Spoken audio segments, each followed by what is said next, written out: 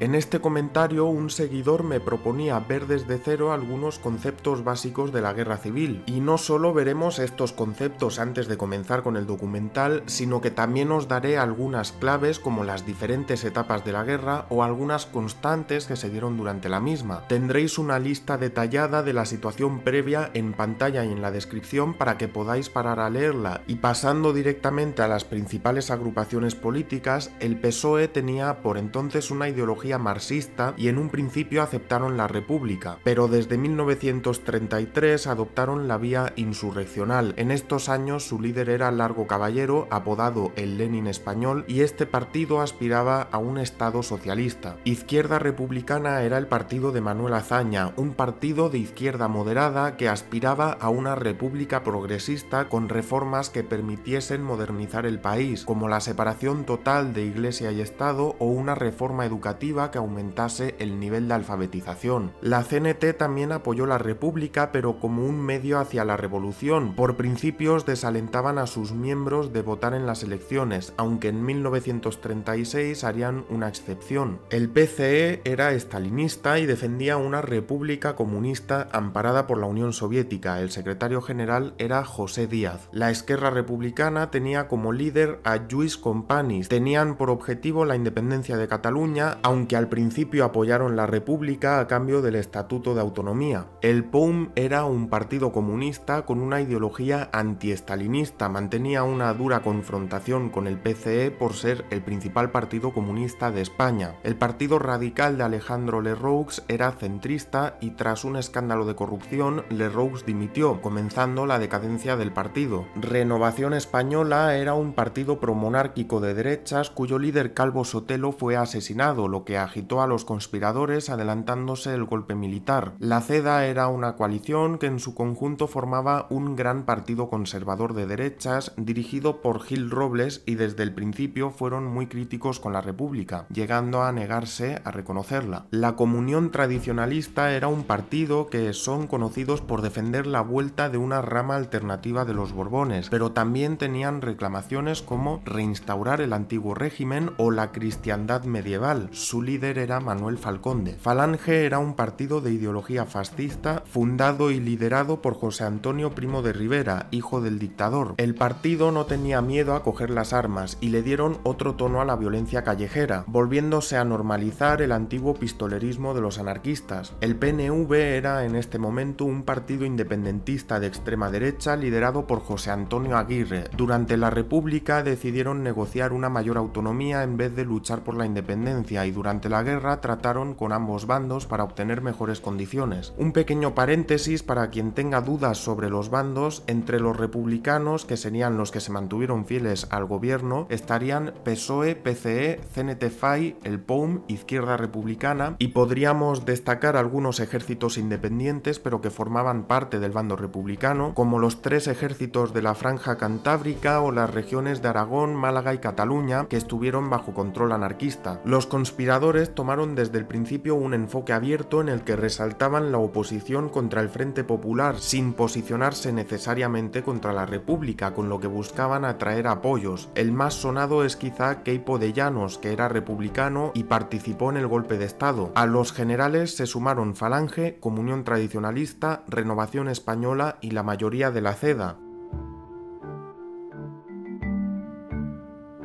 Al comenzar la guerra, los rebeldes consiguieron unos 90 aviones italianos y alemanes que usaron para crear el primer puente aéreo de la historia con el que transportaron al ejército de África. Sin profundizar mucho en la intervención extranjera, podríamos hacer la siguiente tabla. Vemos que sobre todo podrían haber marcado la diferencia los tanques entregados a los republicanos, pero hasta la Segunda Guerra Mundial no se implementaron esas doctrinas de abrir brecha con tanques y durante la Guerra Civil continuaban usándose como apoyo a la infantería, por lo que no acabaron de ser tan efectivos a pesar de que eran bastante superiores a los Panzer remitidos por Alemania. Las brigadas internacionales estaban compuestas por voluntarios de distintos países, sobre todo por alemanes e italianos exiliados. Fueron formadas por la Unión Soviética y eran de origen comunista, un 70% de ellos estaban afiliados. Como curiosidad, abrieron varias oficinas de reclutamiento y por lo menos la de París requisó todos los pasaportes de los brigadistas y los usarían durante la Guerra Fría Fría para infiltrar espías. Lucharon en agrupaciones como fuerza de choque y podrían haber llegado a 40.000 brigadistas combatiendo al mismo tiempo. CTV son las siglas de Corpo Truppe Volontaire, que se formó con 3 divisiones de camisas negras, es decir, milicianos, y una división de regulares. Estas divisiones acabaron derivando en unidades mixtas de españoles e italianos, llegando a ser 50.000 combatientes de forma simultánea, aunque pasaron por la guerra bastantes más. La Legión Cóndor estuvo limitada por Hitler durante toda la guerra a tener 10.000 hombres y 100 aviones. Experimentaron con el bombardeo táctico y estratégico y parece que finalmente se decantaron por el táctico con los famosos Stukas. Tuvieron la oportunidad de marcar la diferencia a nivel táctico en varias batallas. La Operación X fue el envío de unos 3.000 asesores soviéticos que participaron de forma activa y con una gran importancia en las grandes batallas como el asalto a Madrid. Entre el resto de grupos podríamos hablar de los africanistas, que eran soldados que participaron en la guerra de Marruecos y formaban una especie de tercer grupo entre conservadores y progresistas. El ejército de África era el que tenía más fuerza de choque, aunque tras cruzar Extremadura y llegar hasta Madrid desde Sevilla asumieron un gran desgaste y los nuevos soldados que iban incorporando no volvieron a tener el mismo empuje. Los carlistas eran los pertenecientes a la comunión tradicionalista y en la guerra participaron como requetés. Se les conoce como boinas rojas, ya que era característico de estas unidades y por portar numerosos símbolos religiosos. Falange organizó milicias para participar en el conflicto desde los primeros días, teniendo un papel importante en la represión a medida que el frente avanzaba. Los alfonsinos eran monárquicos que buscaban la restauración del linaje de Alfonso XIII, el último rey antes de la República, pero estos no tuvieron un brazo armado a diferencia de los requetés.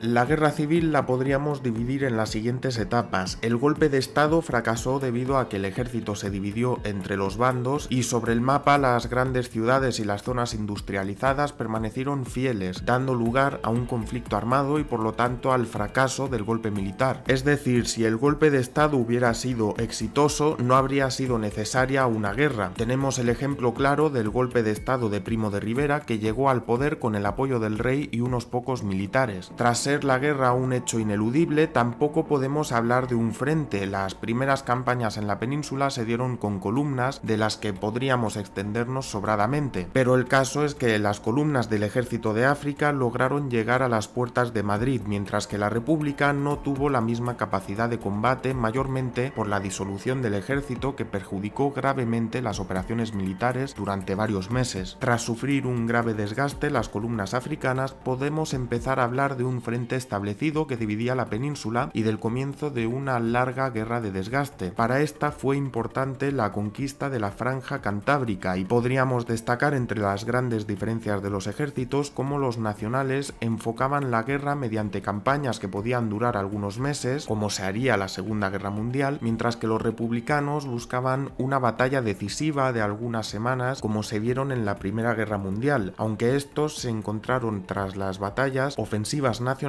que infligían un desgaste imprevisto al ejército republicano. Tras varias disputas internas y un segundo golpe de estado militar, la República sucumbió a lo largo de marzo de 1939. Los asesores económicos del bando sublevado lograron la confianza de empresas extranjeras gracias al aval de empresarios y banqueros como Juan March, por lo que lograron que la ayuda extranjera llegara en muchos casos prestada gracias a estos avales, mientras que la República no solo compraba muy caro, sino que además pagaba al contado con las reservas del Banco de Madrid. Esto nos deja una situación muy desbalanceada por la que los nacionales ganaron claramente la guerra económica. En lo político, el bando nacional se decidió tras algunas semanas por el mando único y más tarde Franco, además del control de todos los ejércitos, se hizo con el control político, mientras en la República se dieron muchos cambios de gobierno con disputas internas muchas veces violentas, mostrando el bando nacional una fortaleza interna que hizo a las potencias democráticas replantearse el apoyo a la República, donde no lograban restablecer el orden público. Tras el golpe de estado, la República ordenó disolver las unidades en las que algún oficial se hubiera sublevado, con lo que se disolvió casi todo el ejército, perdiendo un gran potencial, ya que habían quedado en el lado republicano la primera, segunda y cuarta división, que tenían unidades muy importantes. En cuanto a los voluntarios, ambos ejércitos recibieron gran cantidad de estos milicianos, unos 110.000 los republicanos y alrededor de 80.000 los nacionales, pero el uso que hicieron los bandos de estas milicias fue muy distinto. Los republicanos dieron mayor poder político y militar a las milicias que a los mandos militares, a pesar de que éstas aprovecharon lo que restaba del ejército. Los nacionales, sin embargo, no solo establecieron a las milicias bajo el mando del ejército, sino que además mantuvieron toda la tradición de este, como las unidades o las condecoraciones.